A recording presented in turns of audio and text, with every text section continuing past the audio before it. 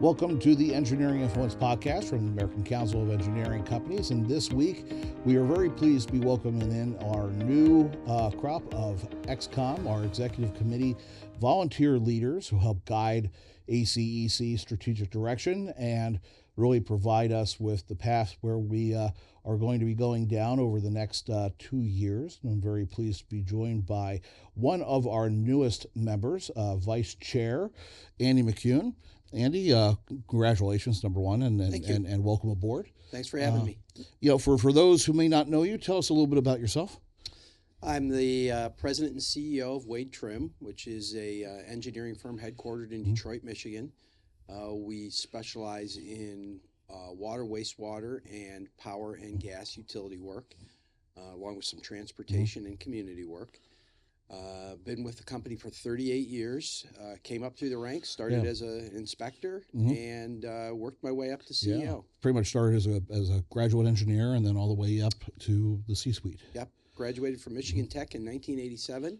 Background physics and then civil engineering, right? Yes, yeah. I got a BS in physics first and then my BS in civil. Man, I'll tell you, I love physics. I love the theory of it, but you lose me on the math. I did not like physics. So civil engineering was a good backup? It was a good move for me. So tell us a little bit about your involvement with ACEC. When did you first come in contact with the group? So Wade Trim's been involved with ACEC for years. Don Trim, one of our founders, was the chairman of ACEC in the early 90s. Bob Wade was also very involved in ACEC. Doug Watson, the CEO prior to me, was on ExCom with ACEC. The firm's always seen the value in being involved in ACEC. So Doug Watson actually got me involved in the Michigan ACEC. And was on a number of committees there, worked my way up to the board of directors, through the board of directors, and was president of Michigan ACEC. I attended the Senior Executives Institute, got very involved with the group that I graduated with. Which seems to be the case. A lot of the SEI classes tend to be pretty tight-knit. Yeah, there's still, we graduated in 2006, I believe, and there's still 15 or 18 of us that get together annually to talk business and have fun.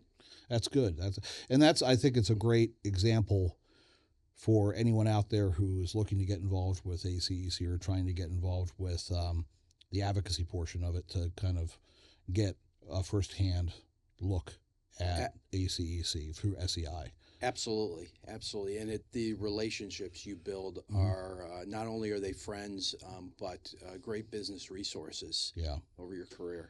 It seems to be the path of volunteer leadership that, we have kind of a look at it as kind of a pyramid where each step up, you kind of get closer to the, executive committee level.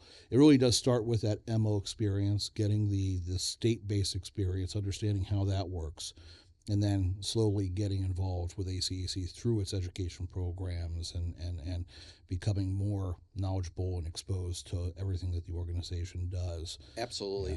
Like I said, Wade Trim's been involved with ACEC for years, but the support that it provided me over my career has just been amazing. I don't know that I would be as good a CEO as I am, if I am a good CEO. I'm sure you are. I mean, without question. Otherwise, you wouldn't be here. Without the support that ACEC has given me, the network, the educational sessions, just having people to talk to about issues going on in the industry, and then what ACEC does for the industry. So what sparked in your mind the idea for volunteer leadership at ACEC National, something that you wanted to pursue? So our firm has always been, and I have always been, about giving back to the communities we live in, to the industry we work in. And I see this as an opportunity to give back to the industry, but also an organization that, like I said, has benefited Wade Trim and me tremendously throughout my career. And, when as a vice chair, what are you hoping to accomplish? What's your vision for your term? The majority of our membership is small firms, and small firms So the assistance that I received or the support that I received from ACEC over the years was business assistance and strategic assistance.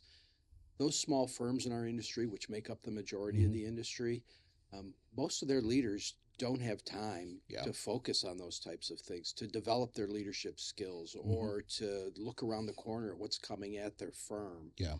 And so in my role with ACEC, I want to make sure that ACEC continues to support those small firms and provide them with those educational leadership development opportunities, the advocacy to support the industry. Yeah. And that's what we're hoping to do. I mean, I think with the work that's being done through advocacy, of course, the PAC, but also the market intelligence, the Institute, is to really try to get this information prepackaged and ready for an executive at a small, mid-sized firm who doesn't have the time to research this on their own. I'm lucky enough to also sit on the board of the Research Institute. And again, that's my goal there, is to make sure that the work of the Research Institute is getting out to the member firms so that they can take advantage of that data. It's getting out to the member firms, but it's also getting out to industry and the media. We've seen a lot of pickup of industry, of the Research Institute figures in analysis of the engineering industry and the AEC industry as a whole. So it helps expand that reach. When we talk about advocacy, most people think of the political side of it. I also think of the media side of it, getting out what our industry does. You know, we have a shortfall in labor here in this industry, and if we can get the information out about what we do for our communities, the young people growing up who want to make a difference in the world, what better industry to come to than our industry? Yeah, and that's what we're trying to do with the roadshow. You know, with the ASC and APWA, it's to give projects of any size. Doesn't matter, you know, how big the project is. It's really a question of impact, right? And putting a spotlight on what, you know, transformational engineering can do for a community and what it could do for economic development, and to really show that the industry is we're supporting at the federal and state level, but then also to attract that next generation of engineers over to our side of the house instead of going over to, you know, Silicon Valley or a hedge fund in New York. Absolutely. Our industry makes a bigger impact on people's day-to-day lives than any of those other industries. Absolutely. And it actually leaves it in a better place than it otherwise was. Absolutely. So, you know, looking forward to May at the convention when we actually have the transition. You'll be given a region. Is there a region of the United States you're hoping to get? I like to travel. A friend of mine, John Corrado, who was with ACEC on ExCom, suggested that I get the Northwest. He said it's a great place to go visit. It's a great place. Good demos, good people. Yes. So that would be nice. That's great. I look forward to having you on the program a lot. You know, both in terms of your work on ExCom, but then also the Institute, because Firm of the Future, you're doing the work. You know, the work was happening with the diversity roadmap.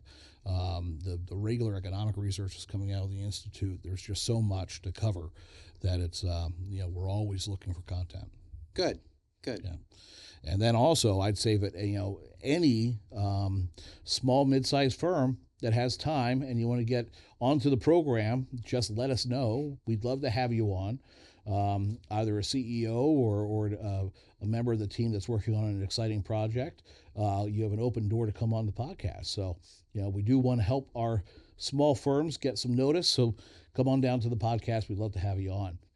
Andy, I do appreciate the time. Welcome. Orientation is 2 days of hopefully not death by PowerPoint. We'll try to make it as engaging as humanly possible, but thank you so much. Well, thanks for having me, and I'm looking forward not only to orientation, but my 2 years on ExCom, helping drive the organization forward and supporting the industry. I look forward to having you on board. Thank you. Thank you so much. And again, this has been Engineering Influence, a podcast from the American Council of Engineering Companies, and we'll see you next time.